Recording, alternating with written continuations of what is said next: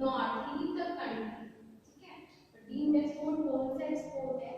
कि आपने कुछ सप्लाई तो कर दी है लेकिन वो अभी तक देश से बाहर, ठीक है। देखिए लिखा है those transactions in which goods supplied do not leave the country and the supplier in India receive the payment for the goods, ठीक है। लेकिन जो सप्लायर हैं उन लोगों को क्या हो गई है, गुड्स की पेमेंट हो चुकी है, ठीक है। It means the goods suppliers need not to go out of India to treat them as deemed export, मतलब deemed export treat करने के लिए जरूरी नहीं है कि जो गुड्स है वो इंडिया से बाहर चले गए एक्सपोर्ट करने के लिए, ठीक है। सिर्फ अगर सप्लायर को पेमेंट हो गई है तो वो क्या मान लिया जाएगा, एक्सपोर्ट ऑलरेडी मान लिया जाएगा, ओके।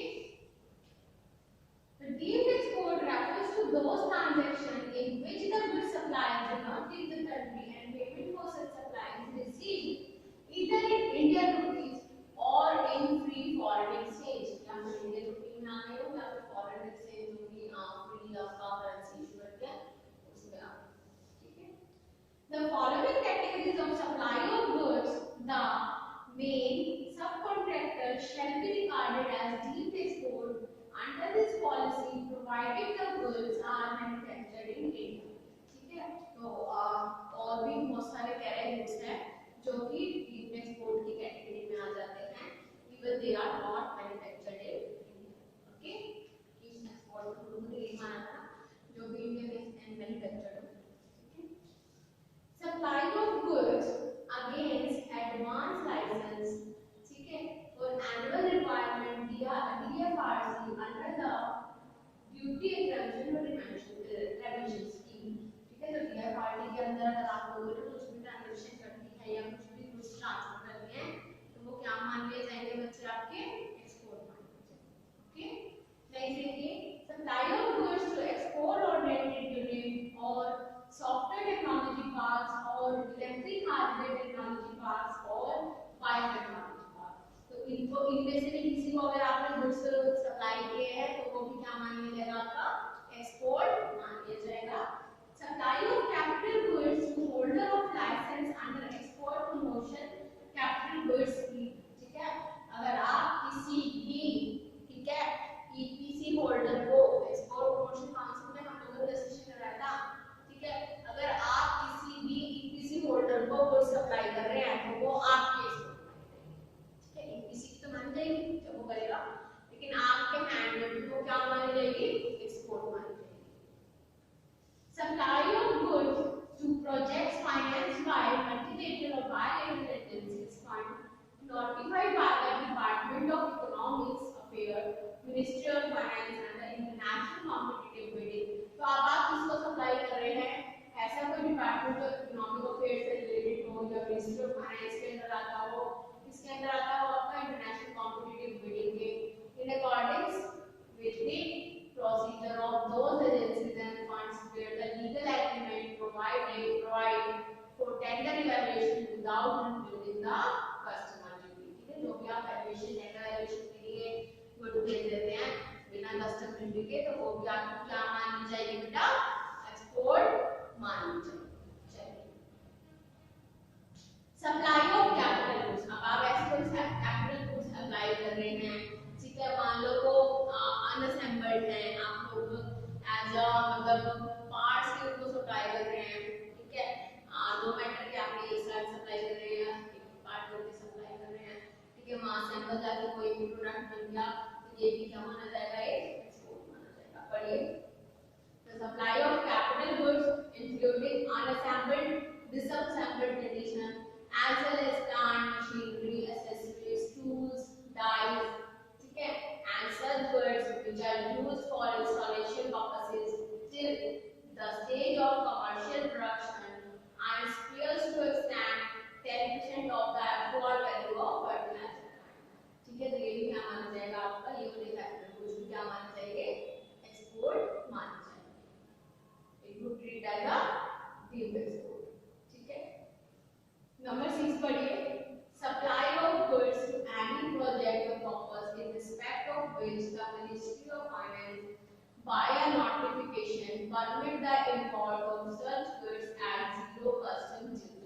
ठीक है, अगर मिनिस्ट्री ऑफ फाइनेंस के नोटिफिकेशन में जीरो कस्टम ड्यूटी है उस पर और आप लोग एक्सपोर्ट कर रहे हैं और आप लोग ये मान रहे हैं कि उस पे आपकी 0% कस्टम ड्यूटी है और आपकी ये एक्साइज भी नहीं लगेगी, ठीक है, और आप एक्सपोर्ट के अंदर नहीं आते और आप लोगों ने सप्लाई करके तो वो भी क्या माने जाएंगे आपके export. Supply of goods to the power projects and refineries not covered in below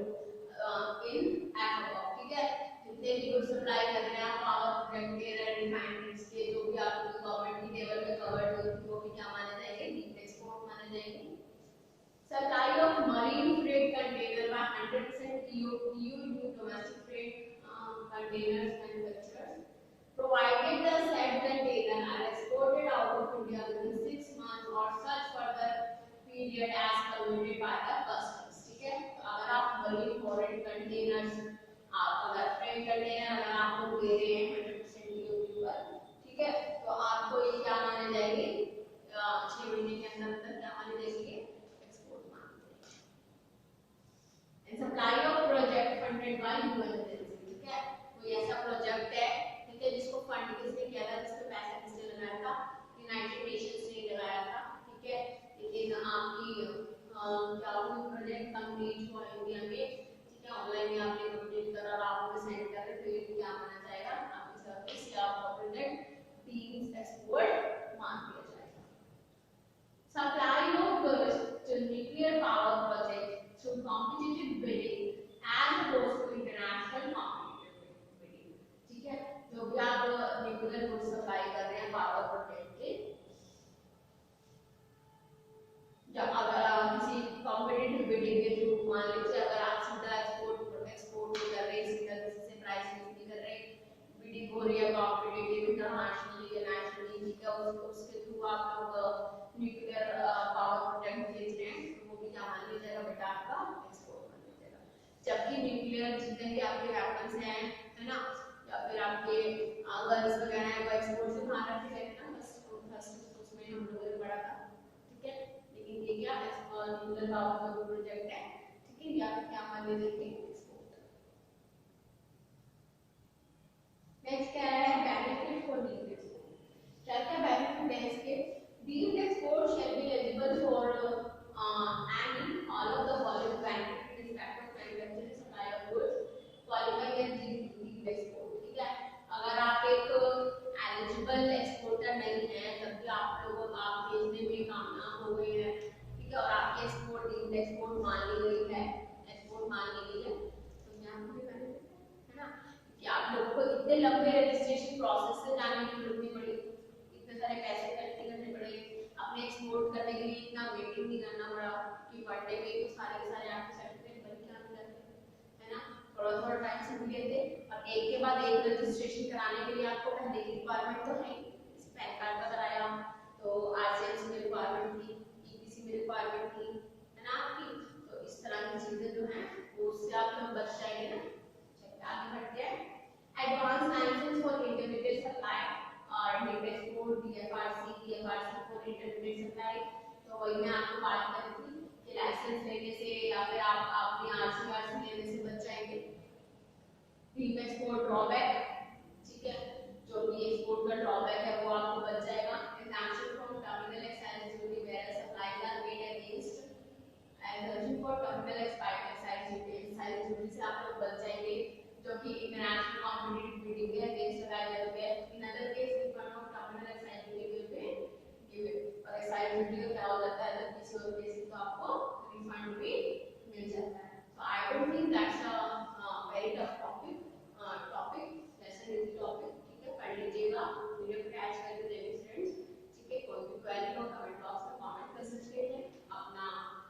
जब भी आपको प्रॉब्लम सॉल्विंग सेशन मिलेगा उसके लिए आप लोग अप्लाई कर सकते हैं, आप यहाँ से कमेंट दे सकते हैं, ठीक है, पढ़ लीजिएगा। डीम्ड एक्सपोर्ट में हम लोगों ने क्या क्या पढ़ा,